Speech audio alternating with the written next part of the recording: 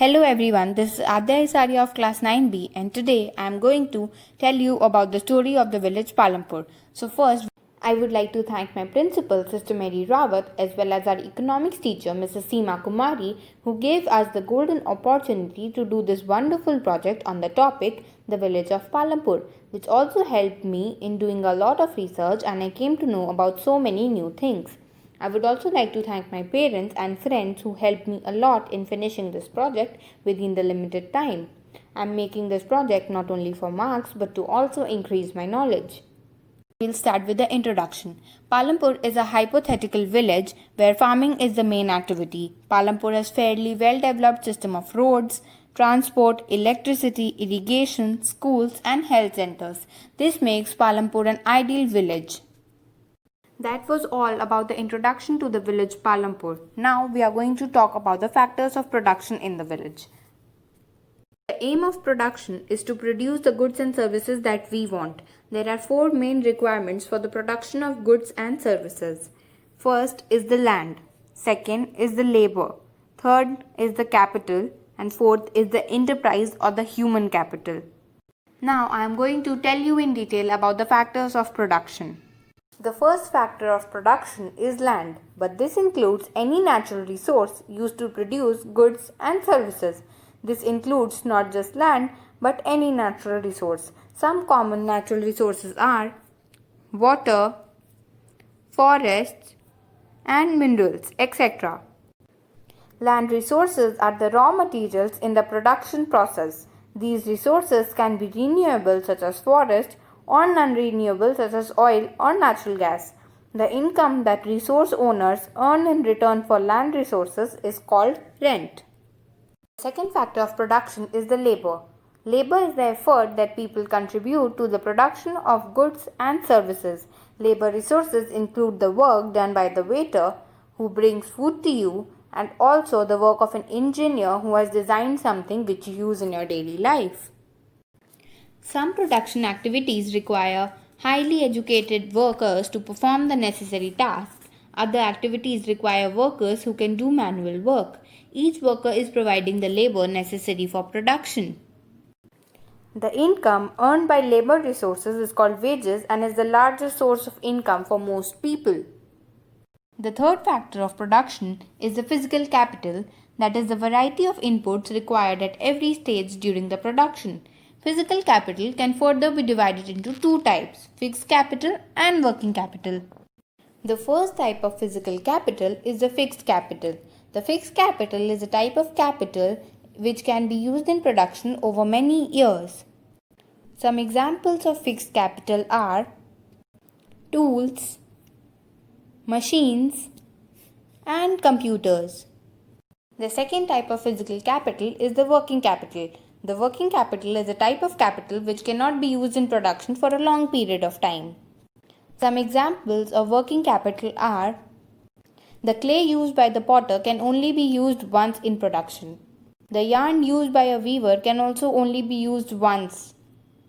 The fourth or the last factor of production is the entrepreneurship or the human capital.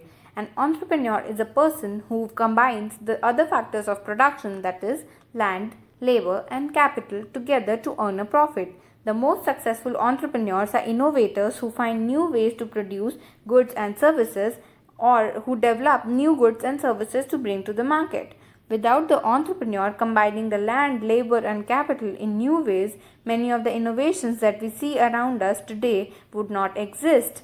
Entrepreneurs are a vital engine of economic growth, helping to build some of the largest firms in the world as well as some of the smallest businesses in your neighborhood.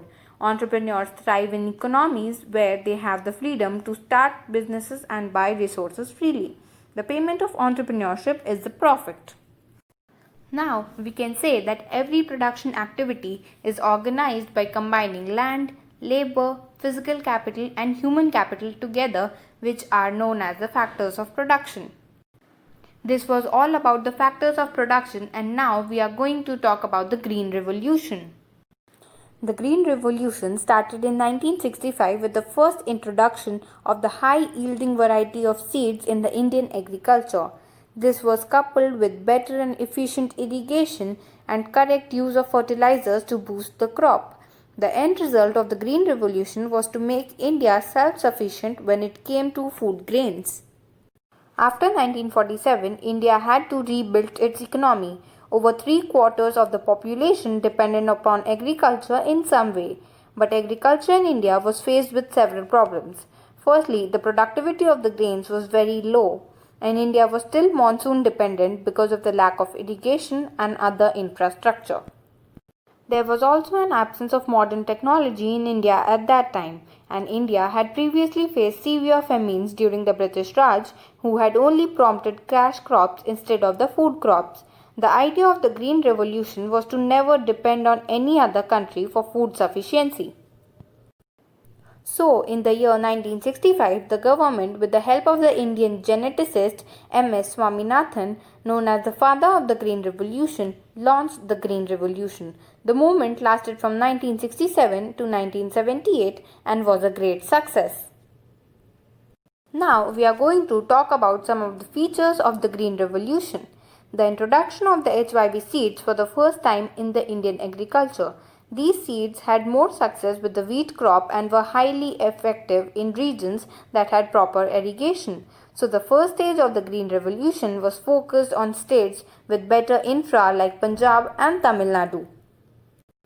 During the second phase, the HYV seeds were given to several other states, and other crops than wheat were also included into the plan. One basic requirement for the HYV seeds is the proper irrigation. Crops from HYV seeds need alternating amounts of water supply during its growth, so the farmers cannot depend upon monsoons. The Green Revolution vastly improved the inland irrigation systems around farms in India. The emphasis of the plan was mostly on the food grains such as wheat and rice. Cash crops and commercial crops like cotton, jute, oilseeds, etc. were not a part of the plan.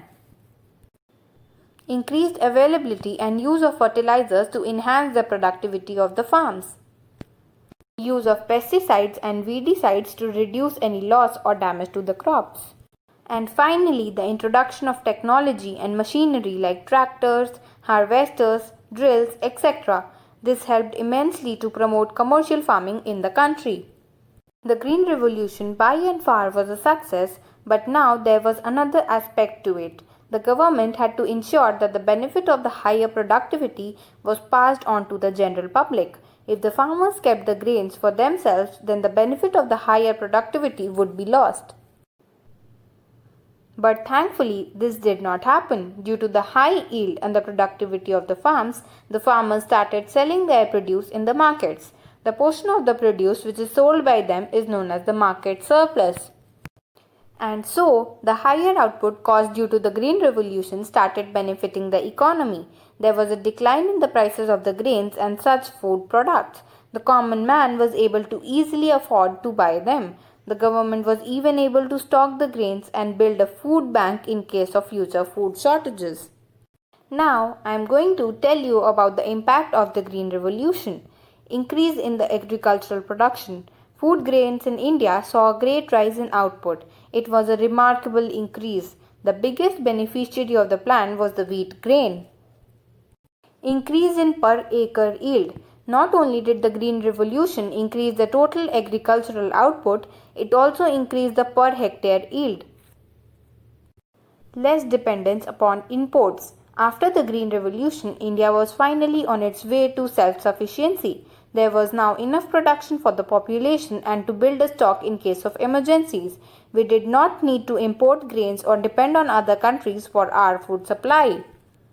Employment. It was feared that commercial farming would leave a lot of labor force jobless. But on the other hand, we saw a rise in rural employment. This is because of the supporting industries created employment opportunities. Irrigation, transportation, food processing, marketing all created new jobs for the workforce. A benefit to the farmers. The Green Revolution majorly benefited the farmers. Their income saw a significant rise.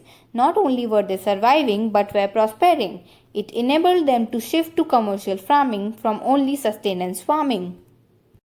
Now I am going to tell you about some of the merits of Green Revolution. First, higher yield. Second, it provided employment to most of the people. Third, a good irrigation system was able to enhance the crop production. Fourth, machines like harvesters, tractors, and threshers made harvesting faster and easier. Now, I am going to tell you about some of the demerits of the Green Revolution. First, loss of soil fertility. The soil fertility was lost due to the increased use of the chemical fertilizers. Second, continuous use of groundwater. The continuous use of groundwater had reduced the groundwater table. Third, the excessive use of chemical fertilizers. Chemical fertilizers are easily soluble in water and can pollute the groundwater if excessively used. Fourth, the excessive use of the fertilizers. The excessive use of fertilizers could make the soil alkaline and unfit for cultivation. This was all about the Green Revolution, and now I am going to tell you about the non-farm activities in the Indian villages. As we know that the farming is the main production activity in our Indian villages, but there are people who are involved in activities other than farming. These activities are called the non-farm activities. Now I am going to tell you about few examples of the non-farm activities. The first non-farm activity that I am going to tell you about is dairy. It is a common activity in many Indian villages. People feed their buffaloes on various kinds of grass and jowar and bajra. Then the milk is sold in nearby villages and towns. It is also transported to far away towns and cities. The next farming activity that I am going to tell you about is the small scale manufacturing. Unlike manufacturing that takes place in the big factories in the towns and cities, small scale manufacturing involves very simple production methods and are done on a small scale. They are carried out mostly at home or in the fields with the help of family labor. Rarely any laborers are hired. The third type of non-farm activity that I am going to tell you about is shopkeeping. The people involved in trade or shopkeepers buy various goods from the wholesale markets in the cities and sell them in the village. These people open small general stores in the village selling a wide range of items like rice, wheat, sugar, tea, oil, toothpaste, batteries, etc. A few families whose house is near the bus stop set up small shops that sell eatables. The fourth and the last non-farm activity that I am going to tell you about is transport. People with rickshaws, tongas, tractors, trucks, bogies and bullock carts are the ones in the transport service, and they transport various goods and services and people from one place to another and in return get paid for it. The number of people involved in transport has grown over the last several years. This was all about the village Palampur. Thank you.